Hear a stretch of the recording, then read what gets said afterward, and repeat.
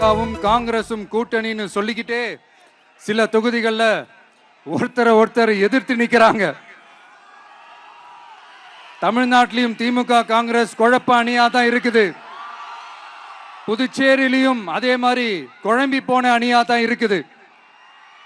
அப்புறம் இன்னொரு கூட்டணி இருக்கே, அதான் என்ஆர் காங்கிரசும் பாஜகவும் சேர்ந்த கூட்டணி. அது சேர்ந்த கூட்டணி எல்லாம் இல்ல, சேர்ந்து இருக்க முடியாம சோர்ந்து போன கூட்டணி. கூட்டணி இருக்குன்னு ஒரு பக்கம், கூட்டணி இல்லைன்னு இன்னொரு பக்கம் தினம் ஒரு நியூஸ் வந்துச்சு.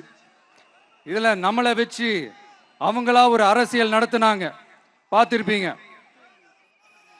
இங்க இன்னொரு அரசியல் வியாபாரமும் நடக்குது. தமிழ்நாட்டில் எப்படி 2 பேர் சீக்ரெட் அலையன்ஸ் வச்சிருக்காங்களோ அதே ஃபார்முலா தான் புதுச்சேரியிலையும். நம்மளை பத்தி தப்பா கதை சொன்னாங்கல்ல, இப்ப என்னாச்சு? இப்ப நாம தனியா நிக்கிறப்பவே நாம யார் கூடவும் நேரடியாகவும் மறைமுகமாகவும் ஒட்டி உறவாடவே இல்லைன்னு தெரிஞ்சிருச்சு. நாம அப்படிதாங்க, சும்மா தில்லா கெத்தா கட்ஸா மக்களை நம்பி வா பார்த்துக்கலான்ற கேட்டகரி தான். நாம நம்ம மக்கள் பக்கம் நிக்கிறோம், நம்ம மக்கள் நம்ம பக்கம் நிக்கிறாங்க. அப்படி இல்லாம யாரு எப்போ யார் முதுகுல குத்துவாங்கன்னு பயத்தோடவே சுத்துனா அந்த கூட்டணி ஒர்க் அவுட்டே ஆகாது, ஃபுல்லா வாஷ் அவுட் தான் ஆகும். இல்ல நான் தெரியாம தான் கேட்கிறேன், இந்த காங்கிரஸும் பாஜகன்னு 2 கூட்டணி இருக்கீங்கல்ல, 2 கூட்டணியில இருக்க கட்சிங்க ஒன்றியத்திலையும் ஆட்சியில இருந்தவங்க தானே, இப்பவும் இருக்கிறவங்க தானே.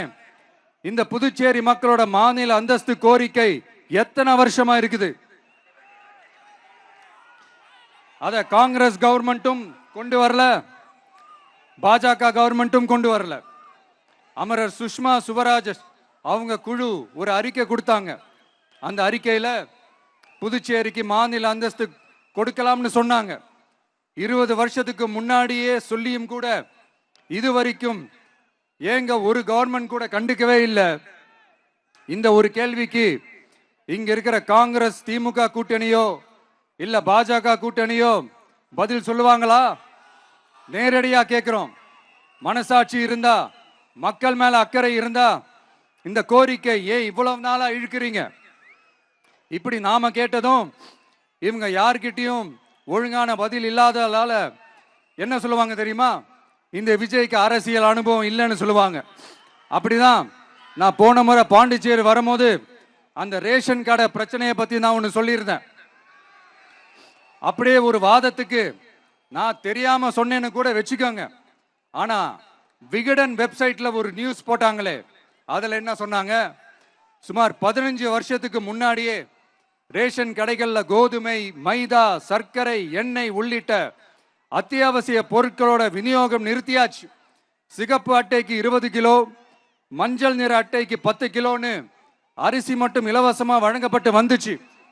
அதுவும் கடந்த 2016ஆம் ஆண்டு கவர்னராக இருந்த கிரண்பேடி அவர்கள் அரிசி கொள்முதல்ல மிகப்பெரிய முறைகேடு நடக்கிறதா சொல்லி அரிசிக்கு பதிலாக பேங்க் அக்கவுண்ட்ல மக்களுக்கு பணம் போடுறதுக்கு உத்தரவு போட்டாங்க.